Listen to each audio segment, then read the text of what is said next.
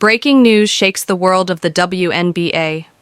Caitlin Clark, the player hailed as the face of the future, the young superstar who has broken records and transformed arenas into sold-out spectacles, is suddenly at the center of a devastating headline.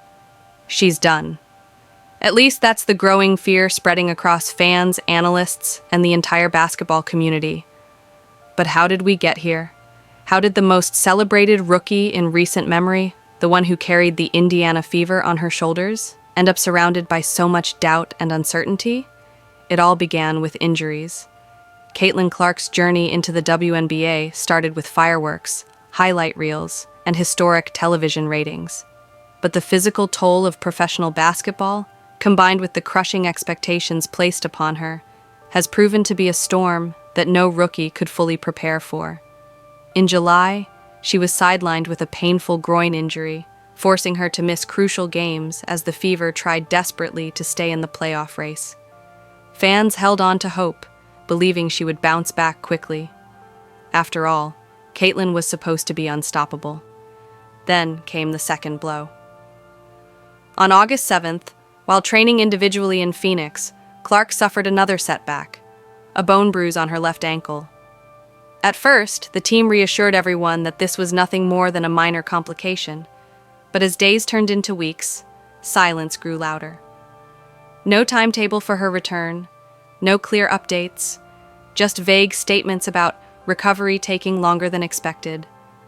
Suddenly, the whispers began. Was Caitlin Clark's season in jeopardy? Was the Fever hiding the truth? This silence created a storm of speculation. Fans flooded social media with desperate questions. Is she done for the season? Is she being protected, or is her career already in danger? And into that storm stepped media personalities, never afraid to fan the flames. Skip Bayless, infamous for his hot takes, even suggested that Clark might be exaggerating her injury. His comments drew outrage across the sports world. Teammate Sophie Cunningham publicly slammed Bayless, calling his remarks absolute bulls and reminding the world that the pain and struggle of athletes is real, not a performance. The defense was passionate, but the damage was done. The doubt had already spread. Meanwhile, Indiana Fever fans watched their team collapse without their star. Loss after loss piled up, and suddenly the dream of the playoffs felt like it was slipping away. It was no longer just about when Caitlin Clark would return. It was about whether she could save the team at all. And yet, even while absent, Caitlin Clark continued to dominate headlines. During one tense Fever game against the Dallas Wings, Caitlin, sitting on the bench, was caught in a heated argument with referee Amy Bonner. Her frustration was boiling over. Videos of the exchange went viral. Supporters saw it as proof of her fire and commitment, while critics used it as ammunition, saying she couldn't handle the pressure. The controversy fueled the narrative. Was Caitlin Clark breaking down under the weight of her own fame? At the same time, her long-running rivalry with Angel Reese once again took center stage. Their clashes, stretching back to college, now represented something much bigger. Analysts and fans alike debated whether Clark's fame was fueled not only by her talent, but also by her identity.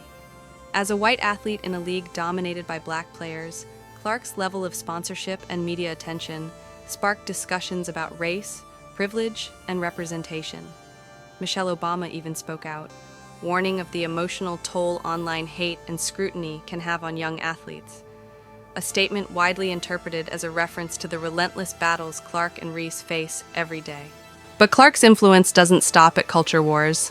It also dominates the financial side of the league. Her $28 million Nike deal is unmatched. She's the WNBA's top jersey seller.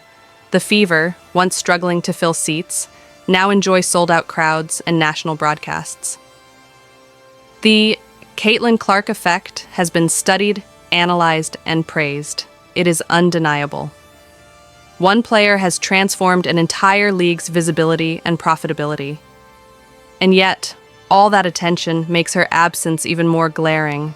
The bigger her impact, the louder the alarm when she's missing. That's why the signing of Aerial Powers shocked so many. In an attempt to stabilize the team, the Fever added the veteran forward on a short-term hardship contract. Powers brings energy and grit, but the timing left fans uneasy. Was this just a band-aid solution, or was the franchise quietly preparing for the possibility that Caitlin Clark might not return this season? On Twitter, hashtags began trending. #, Clark out, #, powers in, and even #, end of an era. The narrative was clear. People feared the worst. Even political voices entered the chaos. Stephen A. Smith suggested that Caitlin Clark's treatment in the WNBA had reached such a fever pitch that Donald Trump himself might use it as political fodder. Imagine that, an injured rookie being pulled into national politics. But that's what happens when an athlete becomes a cultural figure. Caitlin Clark is no longer just a basketball player. She's a lightning rod for debates about sports, gender, race, money, and even politics. So what does "she's done" really mean? For some, it's the fear that her rookie season is over, lost to injuries that may take longer to heal than anyone expected. For others, it's the sense that the Indiana Fever, as a team, have collapsed under the weight of expectation, unable to survive without her on the floor.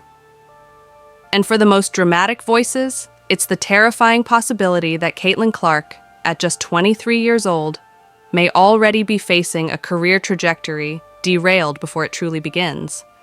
Her supporters argue the opposite, that this is just a temporary storm and Caitlin will come back stronger, silencing the doubters.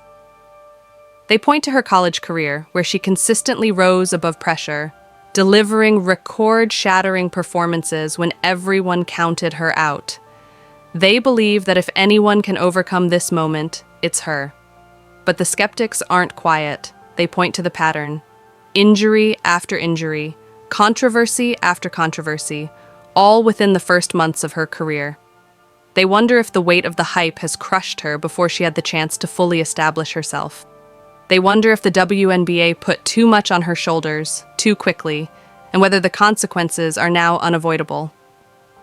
What we know for sure is this: Caitlin Clark's story has outgrown the basketball court. She has become the face of the WNBA's rise, but also its vulnerabilities.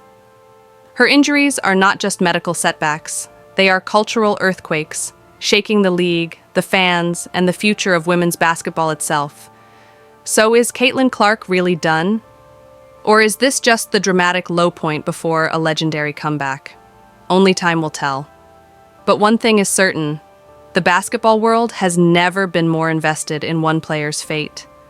And now, the question goes to you.